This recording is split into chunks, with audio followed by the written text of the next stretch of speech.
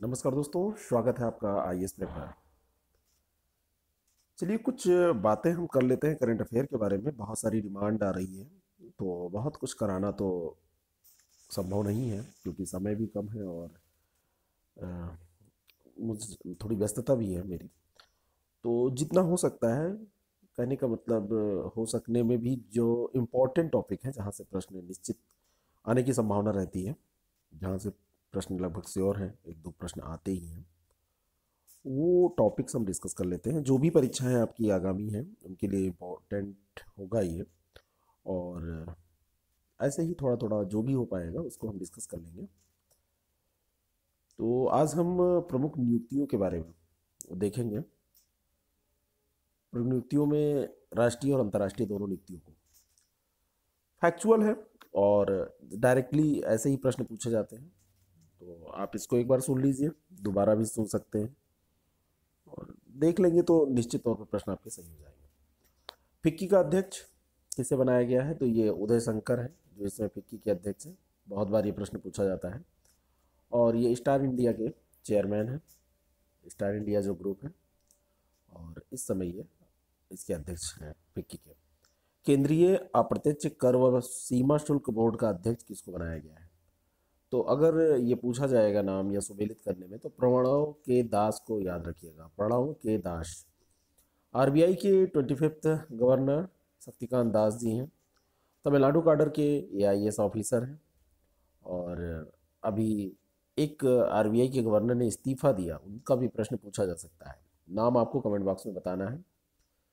और उनके बाद में ये 25वें गवर्नर बने हैं आरबीआई के। मुख्य आर्थिक सलाहकार अभी किसे नियुक्त किया गया है? तो कृष्णमूर्ति सुब्रमण्यम को नियुक्त किया गया है। इंपॉर्टेंट है ये भी। भारत के नए मुख्य निर्वाचन आयुक्त कौन है इस समय? तो सुनील अरोड़ा जी हैं। सुनील अरोड़ा जो हैं ये मुख्य निर्वाचन आयुक्त हैं। यूपीएससी के इस समय अगर अध्यक्ष की बात की जाए, चेयरमैन की, तो यह है अरविंद सक्सेना, इनको चुना गया है। पूछा जाता है कभी कभी प्रश्न, यूनिसेफ द्वारा पूर्वोत्तर की यूथ एडवोकेट किसको चुना गया है? तो ये नाहिद अफरीन है। तो इनका नाम याद रखिएगा, नाहिद अफरीन। और ये सीसीआई का चेयरमैन अशोक कुमार गुप्ता को चुना गया है। सीसीआई क्या है? इसका फुल फॉर्म आपको पता हो तो ज़रा टाइप कीजिएगा। अशोक कुमार गुप्ता को ये चुना गया है। और इसका गठन आप जानते हैं ना, भारतीय प्रतिस्पर्धा आयोग की मैं बात कर रहा हूँ। अब तो आप फुल फॉर्म जान ही गए होंगे, तो इसको टाइप कर दीजिएगा। इसका गठन 2003 में हुआ था, 14 अक्टूबर को। अशोक कुमार गुप्ता इसके इसमें चेयरमैन है।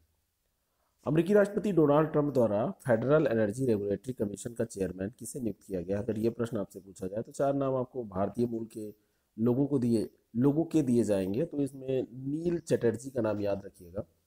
नील चटर्जी को ये फेडरल एनर्जी रेगुलेटरी कमीशन का चेयरमैन नियुक्त किया गया है। एसोचैम का अध्यक्ष ये बालकृष्ण गोयनका को चुना गया है।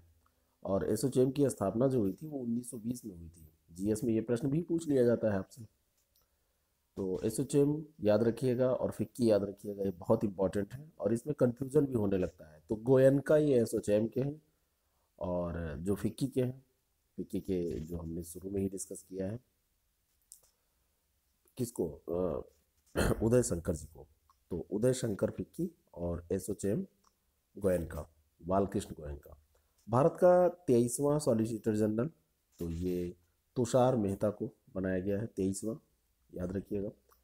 गीता गोपीनाथ चर्चा में रही और इसके बारे में हम पहले भी डिस्कस कर चुके हैं, लेकिन रिवीजन करना इंपॉर्टेंट है। ये भारतीय मूल की अमेरिकी नागरिक है और आईएमएफ की मुख्य अर्थशास्त्री इनको चुना गया है, इसीलिए चर्चा में रही है गीता गोपीनाथ। पीटीआई का चेयरमैन किसको चुना गया है? तो पीटीआई यानी कि प्रेस ट्रस्ट ऑफ इंडिया जो है, तो इसका एन रवि को चुना गया है। और एन रवि का संबंध है द हिंदू ग्रुप से। द हिंदू न्यूज़पेपर जो सबसे ज़्यादा सिविल की तैयारी करने वाले ही पढ़ते हैं इसको। तो एन रवि है पीटीआई का चेयरमैन, इनको चुना गया है। परमाणु ऊर्जा विभाग का सचिव और परमाणु ऊर्जा आयोग का अध्यक्ष, तो ये कमलेश व्यास को चुना गया है, इंपॉर्टेंट है। इसरो का अध्यक्ष आपको पता है, शिवान रंजन गोगोई, के शिवान इसरो के हैं। रंजन गोगोई, के शिवान ही तो हैं, मैं गलत नहीं हूं ना। रंजन गोगोई 3 अक्टूबर 2018 को इन्होंने शपथ ली है। और ये चीफ जस्टिस ऑफ इंडिया, पूछा जा सकता है कितने नंबर के हैं, तो ये 46वें चीफ जस्टिस ऑफ इंडिया हैं। गुवाहाटी व पंजाब हरियाणा हाईकोर्ट के मुख्य न्यायाधीश के रूप में ये कार्य कर चुके हैं। कभी कभी प्रश्न बैकग्राउंड पे भी पूछ लिया जाता है, तो ये ध्यान रखिएगा। यूएनईपी के न्यूयॉर्क ऑफिस का प्रमुख किसे नियुक्त किया गया है? यूएनईपी के न्यूयॉर्क ऑफिस का प्रमुख किसे नियुक्त किया गया? तो ये सत्या एस त्रिपाठी है, इनको यूएनईपी के न्यूयॉर्क ऑफिस का प्रमुख नियुक्त किया गया है ना। डीआरडीओ का चेयरमैन जी सतीश रेड्डी को चुना गया, यही है इस समय।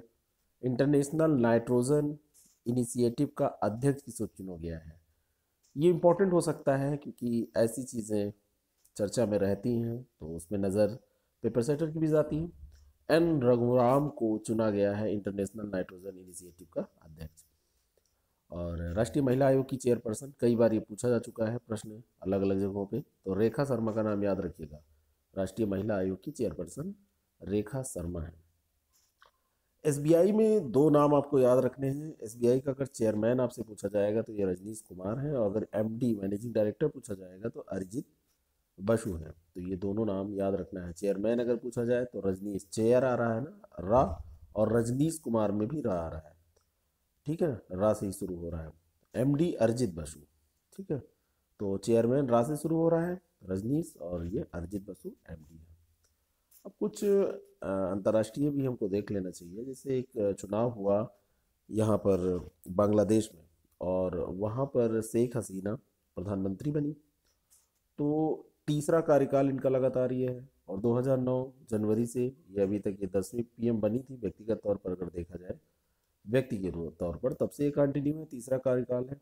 और वहाँ पे अभी तक सबसे लंबे कार्यकाल तक रहने वाली ये प्रधानमंत्री हो गई हैं।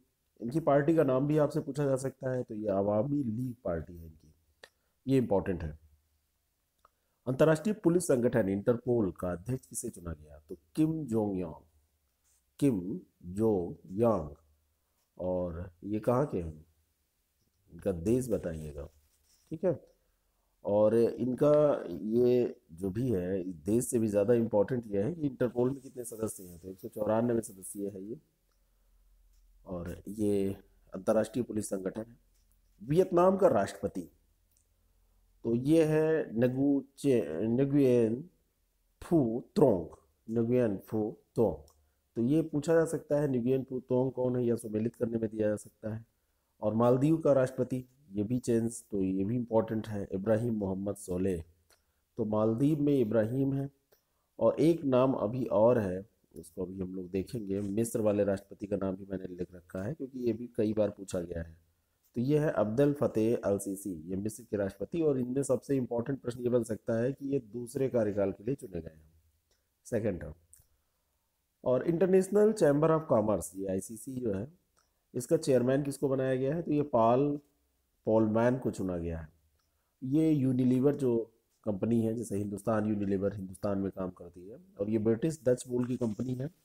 ब्रिटिश और डच, ये 2 देशों की माना जाता है कि इसका ओरिजिन 2 देश है। तो यूनिलीवर जो कंपनी है उसके ये है पाल पॉलमैन, इनको ICC international chamber of commerce का ये चेयरमैन चुना गया है। इसके पहले ये सुनील भारती मित्तल, सुनील भारती ही तो थे जहाँ तक मुझे याद है, फिलहाल इसको याद रखिएगा। अगला है Boao forum for Asia, BFA का चेयरमैन किसे चुना गया? तो बान की मून इसके चेयरमैन चुने गए हैं, बोआओ फोरम फॉर एशिया का। तो ये बान की मून है। और ऐसे ही एक कंफ्यूजन ना हो आपको, इसलिए यहाँ पे मैंने नोट कर दिया है कि नेपाल के राष्ट्रपति और पीएम, कई बार दोनों में कंफ्यूजन होने लगता है। देखिए छोटी छोटी बातें हैं जो मुझे पता है कि ऐसी दिक्कतें एग्जामिनेशन में होती हैं। तो अगर राष्ट्रपति पूछा जाएगा तो विद्या देवी भंडारी आप टिक करेंगे, और पीएम आपसे पूछा जाएगा तो खड़क प्रसाद शर्मा ओली, केपी शर्मा ओली को टिक करेंगे। तो इसमें इंटरचेंज ना हो, और वर्तमान में तो ये हैं, तो ये भी ध्यान रखना है आपको। विन मिंट के बारे में पूछा जाए ये कौन है, तो म्यांमार की संसद द्वारा राष्ट्रपति इनको चुना गया है। तो संसद वहाँ की राष्ट्रपति चुनती है, और विन मिंट है तो इनका संबंध म्यांमार से है और वहाँ के राष्ट्रपति हैं। तो ऐसे कुछ चीज़ें हम लोग डिस्कस कर लेंगे। और हमने उस पे कम्युनिटी पोस्ट पे भी चीज़ों को डालना शुरू किया है। 10-10 फैक्ट करके मैं डालता हूँ, तो 10-10 प्रश्न है सीधे, जान लीजिए, 60 में लिखा रहता है। उसको भी आप लोग पढ़ लिया कीजिए, उसको इकट्ठा हम डिस्कस भी कर लेंगे। ठीक है, तो जितना हो सकेगा उसको ऐसे करते रहेंगे। ठीक है, पढ़ते रहिए। Thank you, all the best.